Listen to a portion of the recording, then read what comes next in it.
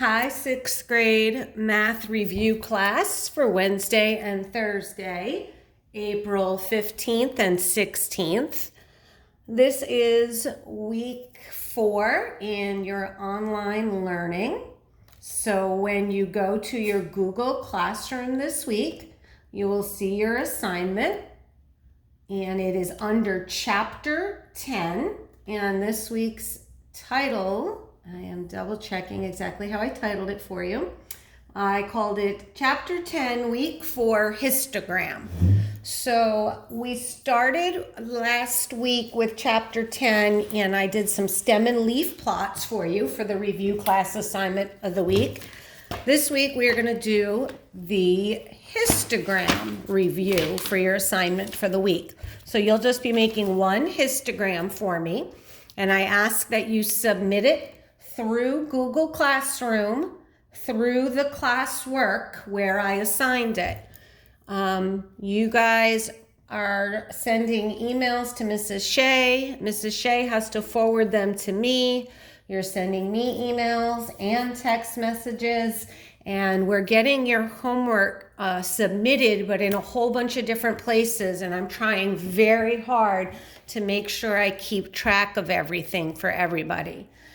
Your best bet to make sure I have everything and I'm grading it on time for you is it needs to be submitted through Google Classroom, okay? And then it needs to be set in Google Classroom under the classwork where it's assigned, okay? So in the classroom, under classwork, we want you to submit your homework there, okay? Mrs. Shea's assignment for her Monday through Friday class goes to hers, and of course my review class, your once a week, Wednesday and Thursday, comes to me. So this week is week 4 in your review class, in Mrs. B's math review class, and it's on histograms. So I'm giving you information to make a histogram, and you can make it as a Google Doc and attach it. You can make it on paper and take a picture and attach the picture to your Google Docs.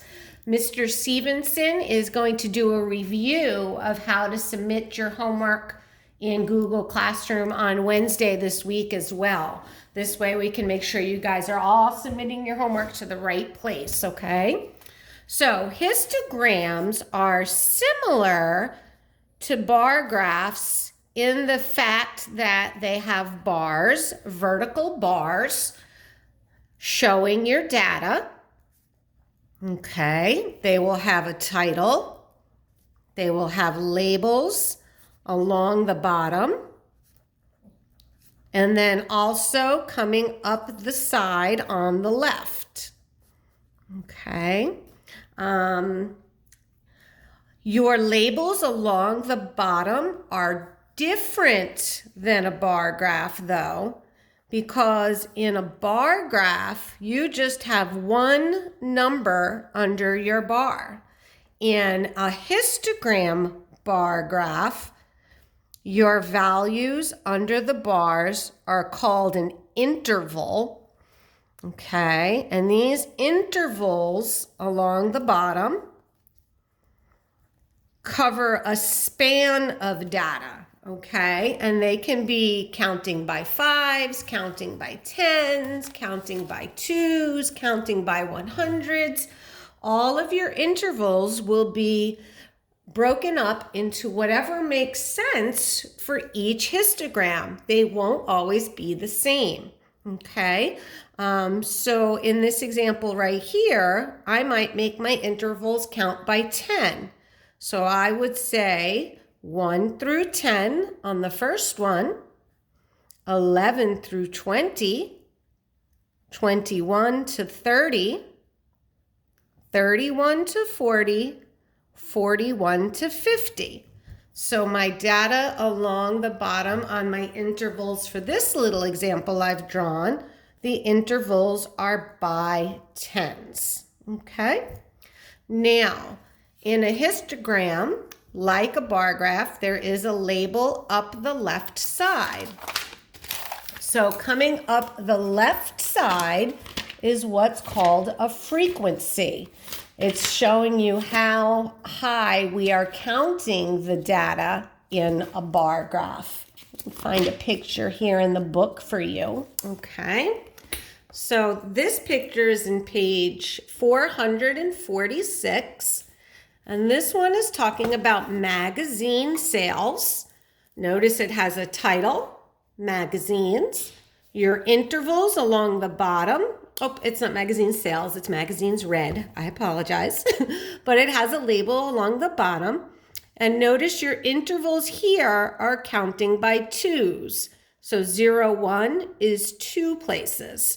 2 and 3, that interval is 2 places. 4, 5, and 6, 7. Once you decide on an interval, it remains the same for all the bars. You won't make one bar count by 5s and another count by 10s and another count by 2s. Once you decide on your interval, you stay consistent throughout that histogram. Now, here's the label coming up the left side I was just talking about is the frequency. The frequency, again, will change histogram to histogram, and it relates to the data we were given. So in this case, the magazines read were anywhere from 0 up to 15. Our highest bar is 15. So they decided to make their frequency cover that entire span, that entire range, and they decided to count by 3s in this case. So they have a 3, 6, 9, 12, 15, and 18.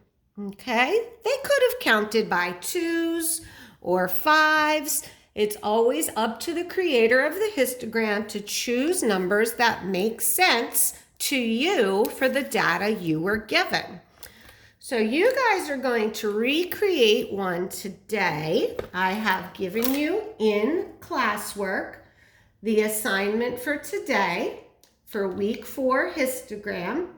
I have provided you the numbers and I've even already given you the interval so you don't have to decide what you want to break it up by. I provided intervals of 10. So you will create the histogram, making sure you decide what you want to count by on the left for your frequency. And I did hours of sleep for the kids in your class. So in this example that we will be doing today, I had a total of 30 kids that all answered how many hours of sleep they got per week. So that's the histogram you guys will create, okay? Make sure that you have a title on your histogram, okay? Make sure that you have on the bottom your intervals labeled for each of your bars. Make sure you have the numbers for your frequency labeled, whether you count by 1s or 5s or 10s, that's up to you. Okay. And then you will include for each interval, you will have your bar.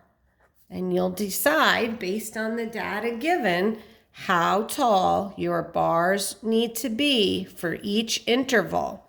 Okay. You guys, I know Hannah created a beautiful histogram for me in some program last week and included it.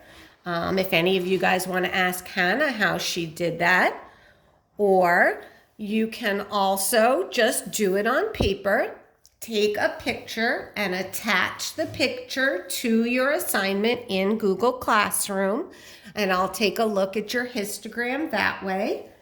Again, your homework is always due by the end of the week. So this is due Friday, April 17th by 3 p.m.